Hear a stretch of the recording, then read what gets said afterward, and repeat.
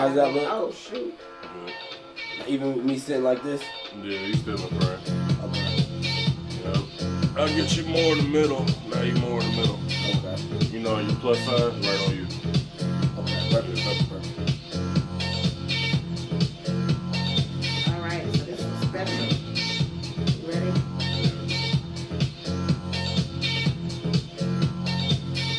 I'm your host, Queen Evelina, and we got a This is QEB special going on tonight. Y'all, we're going to be talking to filmmaker DeJuan Justin. Hey!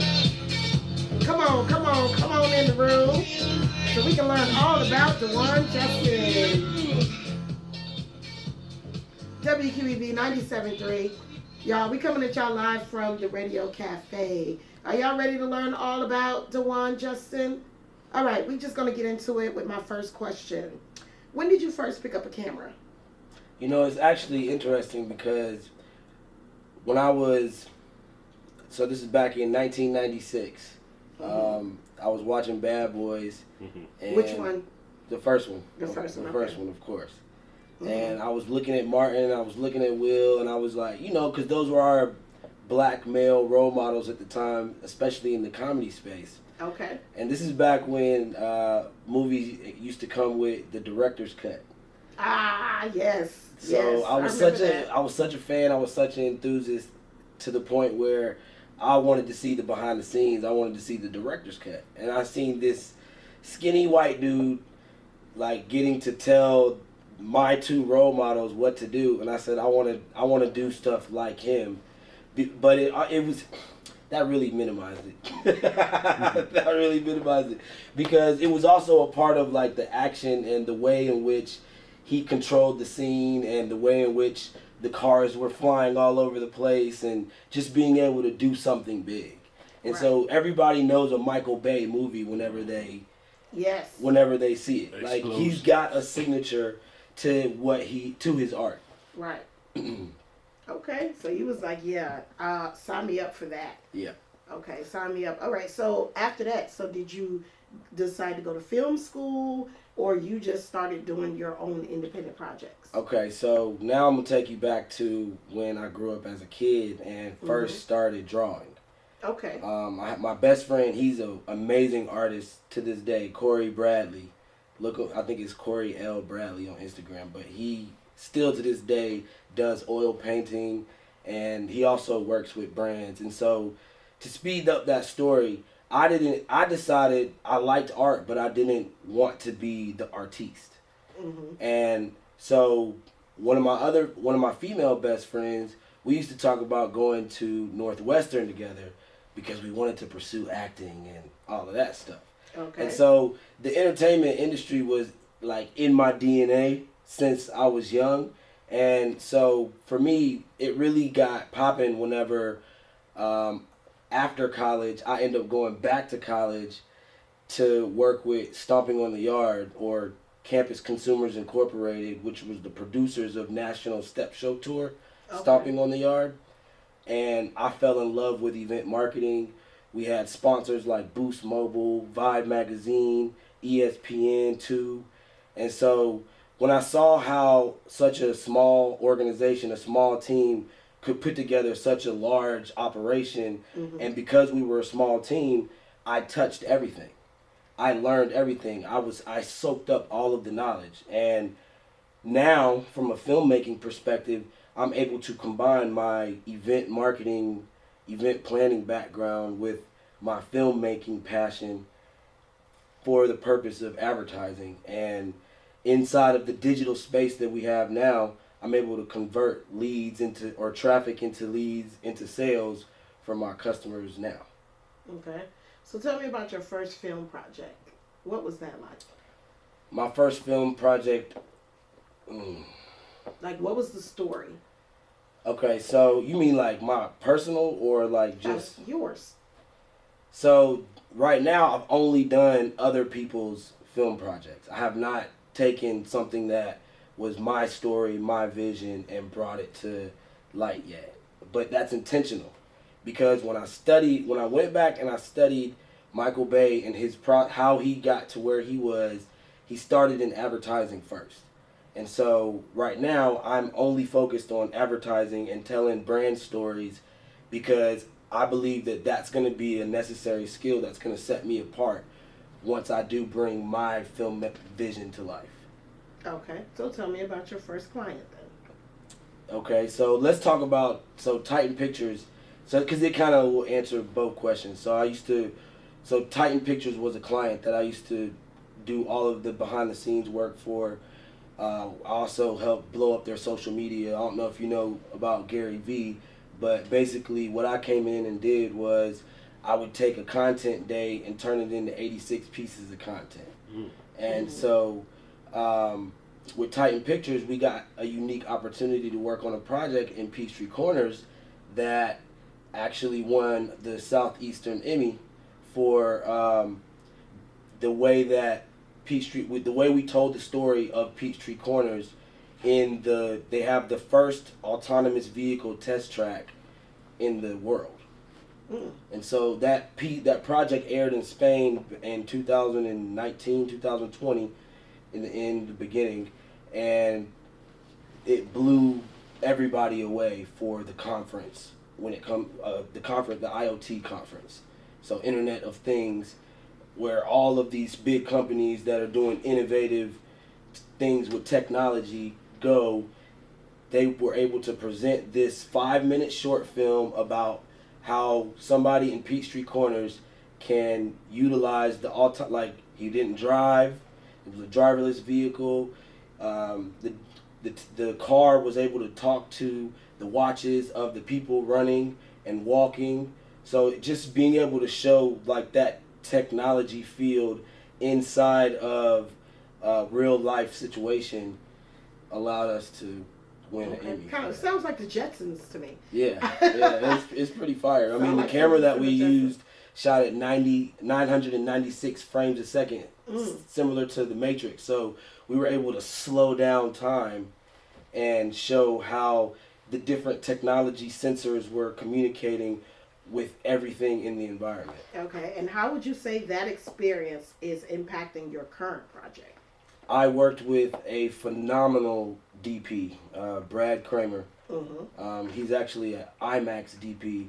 And so not just in that project, but in several projects while I was working with Titan, we flew to Puerto Rico, traveled all over the country, producing short piece brand stories for companies, and just being his assistant and the things that he would tell me about and the little techniques and the little tips and tricks. It was like my own apprenticeship. So, I think that I'm going to really make some noise once people get a chance to see all of the stuff that is inside of this head.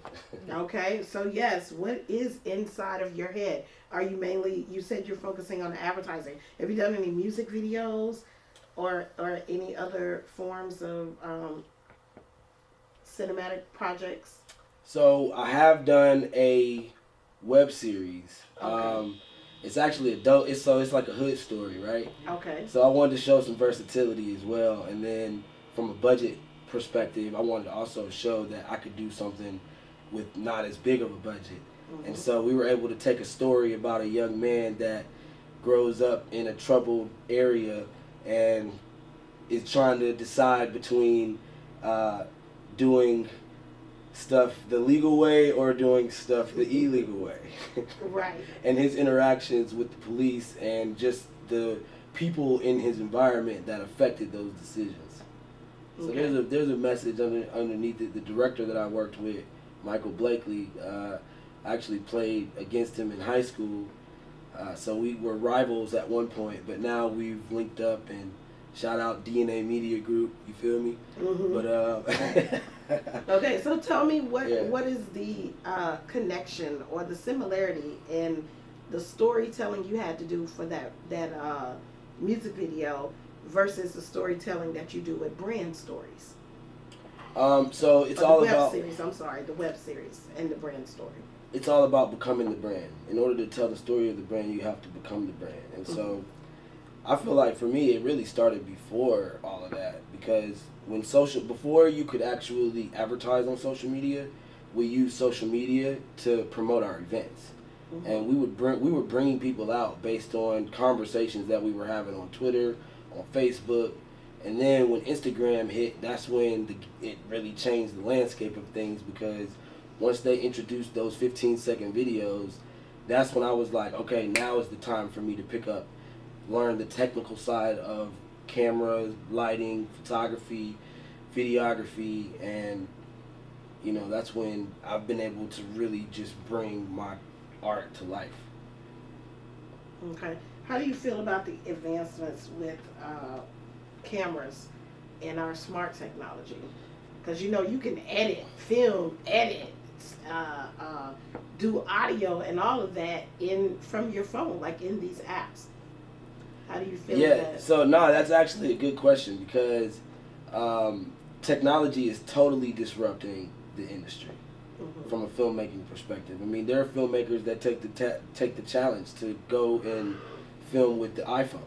Mm-hmm. This is a 14.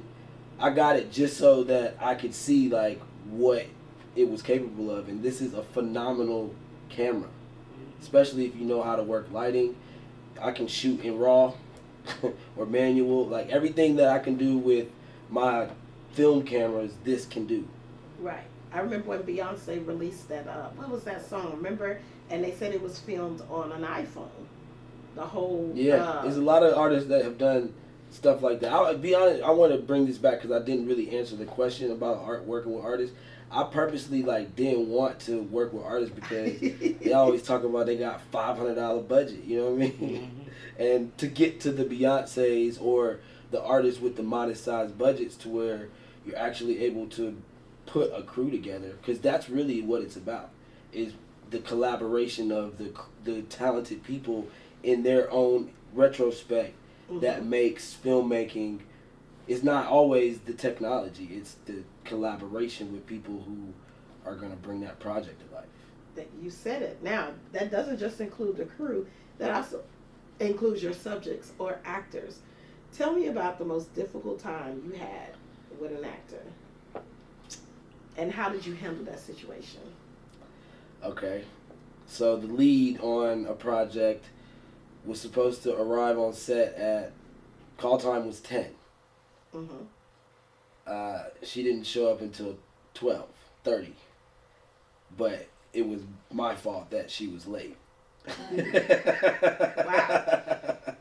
And so her manager, because it affected the budget, we were on a strict schedule for that day, and so now we're 2 hours behind, which means we're 2 hours over budget in the studio where we're filming. And I would say my sports background is what helped me to be able to keep the composure, because people feed off energy, especially in the role of a director. You could be, the whole set could be burning down, but when you go talk to that actor, they can't know. So it really is about being able to control your emotions, emotional intelligence, and communication. Being able to communicate with people on a level that they can understand, and you inspire them as well, especially when it comes to that. There's a story behind the story. Oh yeah, I got stories for days. Okay, keeping that in check. All right, so who would you like to work with in the industry that you haven't worked with before? I'm going to say, in a simple form, I would like to work with Brad James. He's somebody that has been within close proximity of me, and he's a really talented actor with some martial art skills. And because I'm seeking to do more action stuff, he's somebody that I see myself working with in the near future. Okay. Now, the name sounds familiar, and I'm trying to place the face. Was he in Boomerang on BET? Ooh, yeah, I think so. Light skin, short haircut. The same guy? I believe so. I forget the name of his character, but him and Simone were he was like the son of, he was supposed to be, it's so crazy, Jacqueline's son. I don't know if you know the story of Boomerang, the TV series. It was supposed to be Yeah, Boomerang was supposed to be the next generation after Marcus and Angela. Simone was supposed to be their daughter, and the guy who Brad James played was supposed to be the son of Jacqueline. Okay. And they were like best friends or something like that in the series. I thought that was interesting. Now I feel like I saw it, but because I've seen so many, like right now it's just not. Because I probably didn't go back and watch it a couple different times, but Okay. it sounds familiar, and he is a name that has really. He's with Keisha Knight, Pulliam. Okay. They have a child together. Okay. Okay. Mm-hmm. Okay. So that's All right. So that's who she has. She has a production company. Yep. So that is them. Okay. Yep. Okay. Yeah. That sounds good. So you'd love to work with him. That's awesome. So Brad, if you're listening, Brad. Yeah, he know what time it is. Okay. Yes. We need you to get in touch with Dewan, Justin, and make sure that y'all know that WQEB 97.3. Put this together, baby. Okay, we put it together. That's right. We put things together out here together. So tell me about what about a producer that you would like to work with? Now I'm gonna go reach up. I think it would be a unique experience to work with Spike Lee. Mm-hmm. I like the fact that he kept our culture in the industry. Yeah. He didn't go to the other side and start producing big film and not keep it with the people that really helped him get there. Let me pick another name. So now I'm gonna go. I would say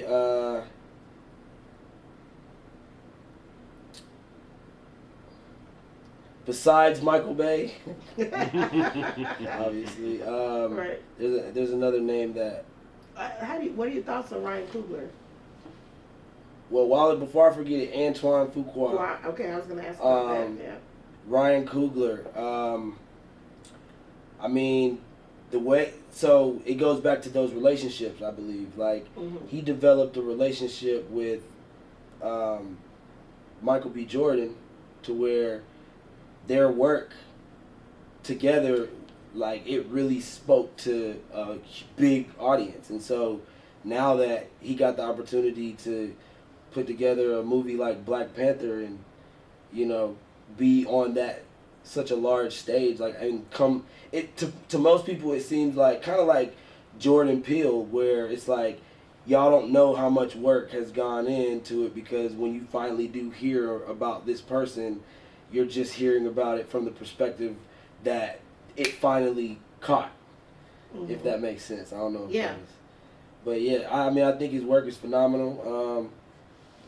I'm not a name person. Like, I'm more like vibes and energy. I'll collaborate with people that I can, do good work with. Like, I think that my business partner, Tony Wayne, photographer name, I think that he's a phenomenal filmmaker, artist, graphic designer. The way that we collaborate together is I just want to just continue to build relationships around what we're doing, because I think we can compete on the big stage with the right situation too. Okay. Well, you're definitely doing that right now with this cutting edge content that you're creating for a restaurant. So tell us more about that. Yeah. So I've been working with Fin and Feathers for really since the concept started. So, because the business is only about 3 years old. And so the owner, Damon Johnson, we used to work together back in Buckhead Bottle Bar days. So he's one of those business owners that believe in loyalty, and as long as you're loyal to him, he's loyal back. And people, he's got a staff of over 100 employees now, 6 locations, about to open 3 more, one in Vegas, which is something that I'm really excited about, because we have it. So the Riverdale location, where we produce a karaoke show every week, has a stage. So it allows us to bring in live instruments as well as film it in a professional way, where it's a live show that we create every week. And so it streams across all of the locations, and it's in an infancy stage. The app is going to be launched soon, but there's also a loyalty program that's attached to it where customers can earn rewards points. They get discounts on their meals.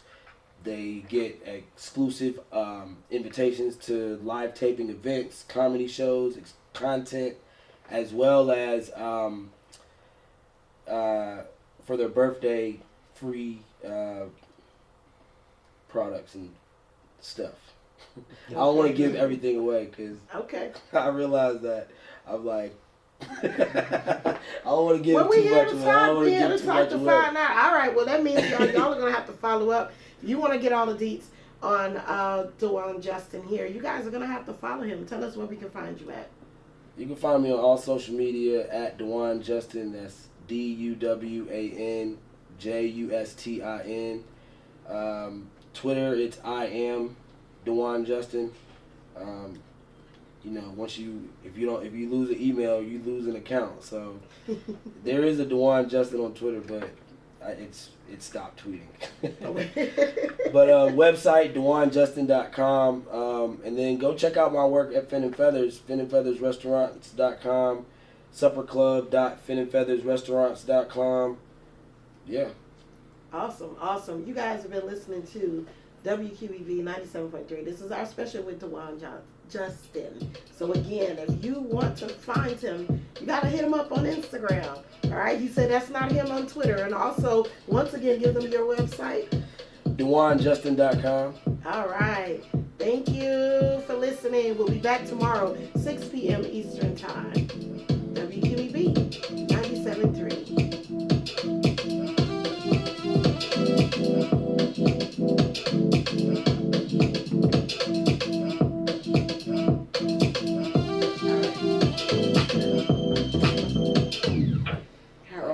Thank you. Sorry about that. Because I was like, I seen y'all and I seen the camera and it did not register